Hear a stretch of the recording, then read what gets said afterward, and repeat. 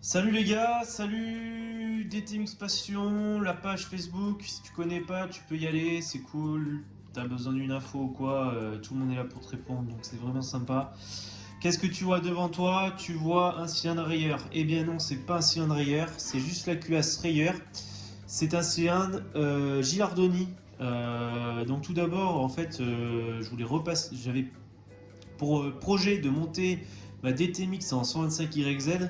Seulement quand j'ai reçu le cylindre, je me suis aperçu qu'il y avait des diagrammes hyper hauts et que ça allait être hyper creux. Du coup, j'ai quand même voulu essayer et tout, et finalement, j'ai abandonné le projet par manque de temps entre guillemets. Euh, du coup, je me suis trouvé un cylindre Gilardoni. De base, je voulais racheter un 175 de A7, mais j'en ai raté deux sur le bon coin. Pas sur le bon coin, pardon, sur eBay.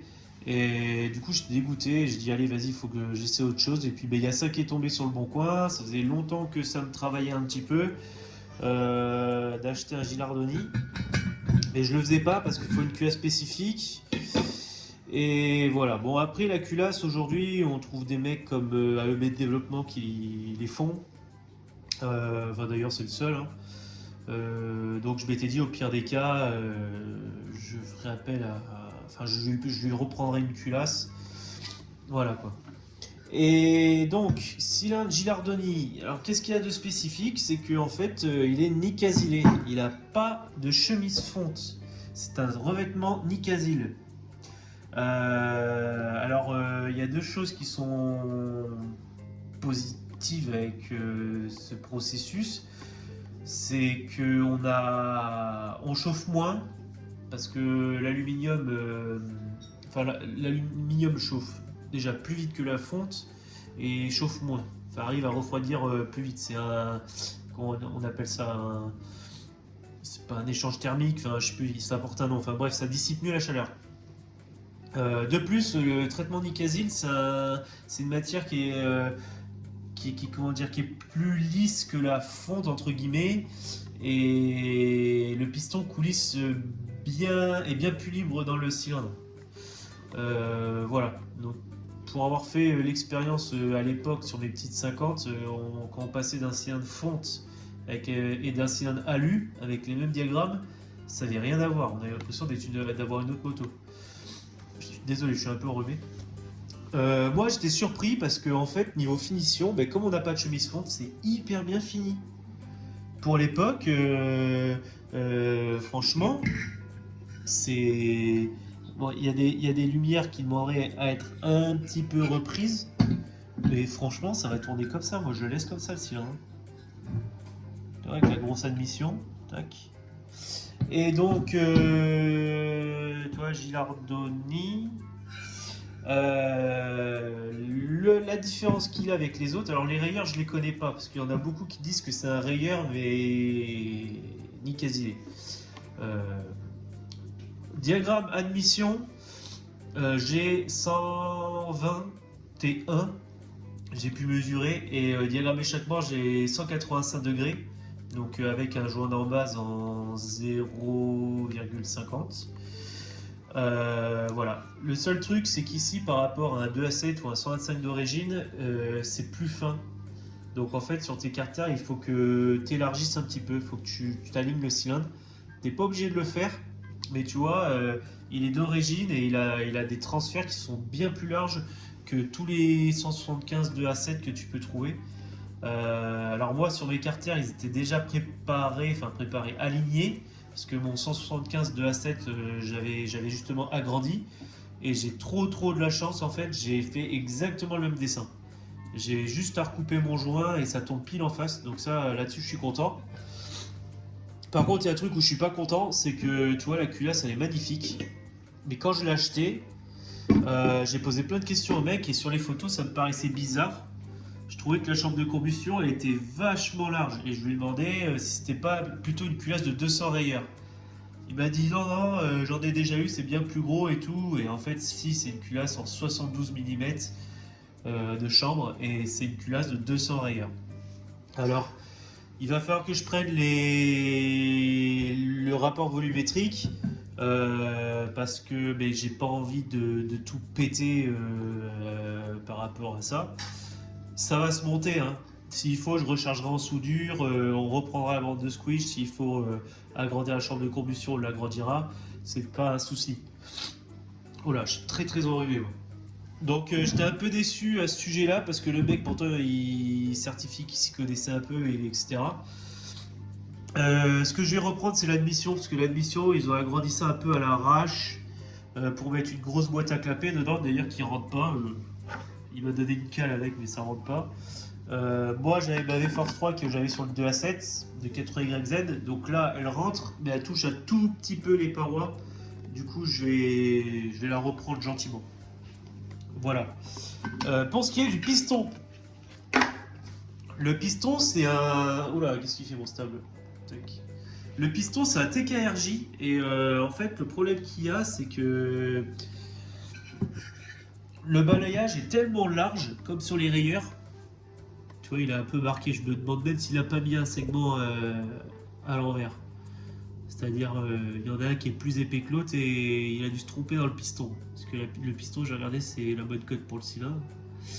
Mais oui, voilà, la lumière de balayage est tellement large que la plupart des kits, souvent, les mecs sont emmerdés parce que les ergots des segments tombent dedans. Et du coup, ne sont plus guidés au point mort bas. Et moi, là, sur le TKRJ, ça passe limite, mais ça passe. Donc je vais faire avec ce piston là parce qu'il est tout neuf. Et le prochain je prendrai un Wiseco. C'est un mec qui m'a donné cette astuce là. Du coup voilà, les Wiseco ont les ergots qui tombent à côté du balayage. Donc ta segmentation est bien guidée. Voilà, mais moi qu'est-ce que je vais lui faire je vais le repeindre un petit peu pour enlever le gris là sur le bord des ailettes et tout ça. Parce que j'aime pas trop, je le voulais d'origine.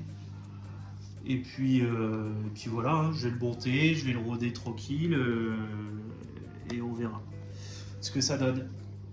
Et l'avantage de ces cylindres-là, c'est que tu les fais recasiner comme tu veux, quoi. Il y a des entreprises qui font ça, alors qu'un chemise fonte, ok, tu peux le réaliser, mais au bout d'un moment, tu peux plus réaliser. Il faut enlever la chemise, il faut en refaire une. C'est beaucoup de boulot et tout le monde ne le fait pas. Alors toi, si chez toi, tu as le matériel pour le faire, c'est très bien. Mais quand tu l'as pas, tu es obligé d'attendre 1000 ans et tout, ça te coûte une fortune. Donc j'ai dit, allez, vas-y, essaie un Nicasil, ça sera bien mieux.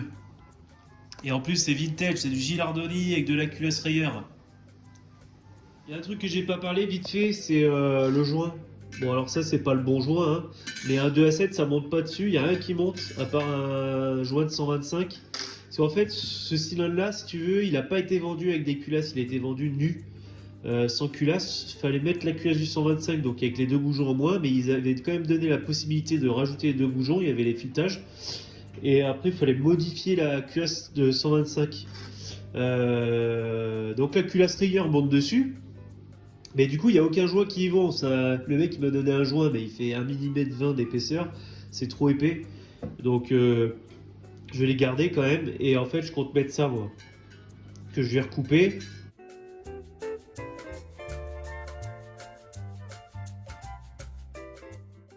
Bon voilà, hein, que du boulon neuf, tout ça.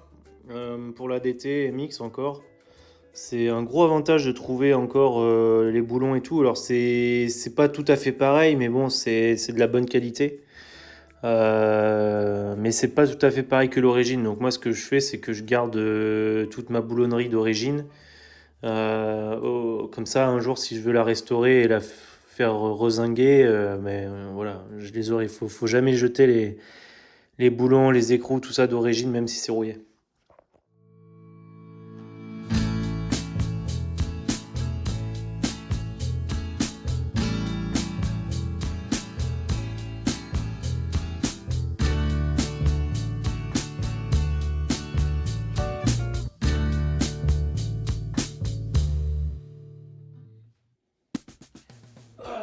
Bon ben voilà, le cylindre est monté.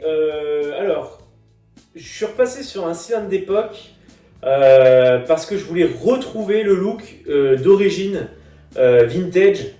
Je suis pas trop fan de base de la culasse hérisson, enfin du moins en photo parce que j'en ai jamais vu. Et en fait, sur la moto, ça rend trop bien. Je suis vraiment trop content. C'est tout ce que je voulais. Là, si tu connais ou si tu as un silencieux d'époque, pardon, style Axud ou Gianelli, je crois que Gianelli, ouais, ils en ont fait. Proma, ben, franchement, je suis preneur. Maintenant, ce cylindre-là, il marche hyper bien. Il marche à la fois en bas régime et en haut régime. Je dirais qu'il marche comme mon 2 à 7 en bas régime et il marche en haut régime un poil mieux que le cylindre de Tonic de AEB Développement, celui que j'avais avant. À voir quel diagramme tu mets. Je me souviens plus, je crois que j'avais 185 comme celui-ci. Hein. Mais voilà. L'inconvénient, c'est que c'est un cylindre qui claque un peu. Hein. Le piston, tu l'entends vachement claquer. Parce qu'il y a une grosse admission et il n'y a pas de barrette au milieu. Et du coup, le piston est moins bien guidé. Tu prends un cylindre comme j'avais avant de chez Tony de AEB Développement, tu as un moteur qui est ultra silencieux, quoi. C'est vraiment trop bien. Et en plus, voilà, le piston, il dure plus longtemps. Il a une meilleure durée de vie. Mais voilà, je voulais repasser sur un 2 à 7 que j'ai pas pu acheter. J'en ai manqué 2 sur eBay. Et bon, bah, j'ai dit tant pis. Et puis bah là... ça faisait un petit moment que ça me travaillait d'acheter un Giardoni. Donc voilà. Mais sinon, j'en suis très content, ça marche hyper bien. Je vais te faire des petits plans vidéo sur le moteur. Là, je suis avec le Carluc 26. Il faut que j'ai déjà essayé le 28, mais j'ai pas les gicleurs nécessaires pour qu'il fonctionne correctement. Du coup, ça fonctionne mieux avec le 26 parce qu'il est mieux réglé forcément. Donc là, il y a le 26 dessus. Et voilà, après, je voudrais lui coller un échappement. Là, EB, il est en train d'en faire. Il en a mis un sur sa moto. Il est vraiment joli. De toute façon, c'est le plus joli du marché que tu peux trouver. Seul bémol, apparemment, il y a eu beaucoup de demandes. Donc, du coup, voilà, je ne sais même pas s'il en a encore vendu. Je sais qu'il est en plein test. Et il a testé sur sa moto, là. Donc, ça va hyper bien, apparemment. Donc on verra tout ça, mais normalement, voilà, je vais lui coller un échappement AEB. Pour la culasse, mais je vais essayer de voir un mec là s'il peut pas me recharger en soudure si c'est possible. Parce que c'est des culasses qui sont pas taillées dans la masse, mais qui sont coulées, moulées, coulées. Donc est-ce que c'est un alliage d'aluminium? Est-ce que c'est de l'alu? Enfin, je sais pas, mes connaissances sont pas assez élevées à ce sujet. Voilà. Donc je vais aller voir ça. Après l'usineur, lui, quoi qu'il se passe, c'est sûr, il pourra me réusiner la bande de Squitch. Et puis voilà quoi. Tiens, regarde, j'ai reçu normalement mon câble d'embrayage de chez Yamaha. J'ai commandé câble d'embrayage et câble d'accélérateur que j'ai déjà monté parce que je les avais pris sur Manu Racing, mais de la vraie merde, faut le dire. Du coup, je me suis fait avoir. Et voilà quoi. Bon ben c'est parfait, d'origine Yamaha. Il a le petit ressort qui va bien. Voilà, je suis content. Allez, je vais le monter. Je te dis à plus tard et je te ferai une vidéo. Je te ferai une vidéo sur le roulage avec le Gilardoni. Et tu vois là j'ai nettoyé mon carburateur, tout ça. Donc voilà. Allez, ciao!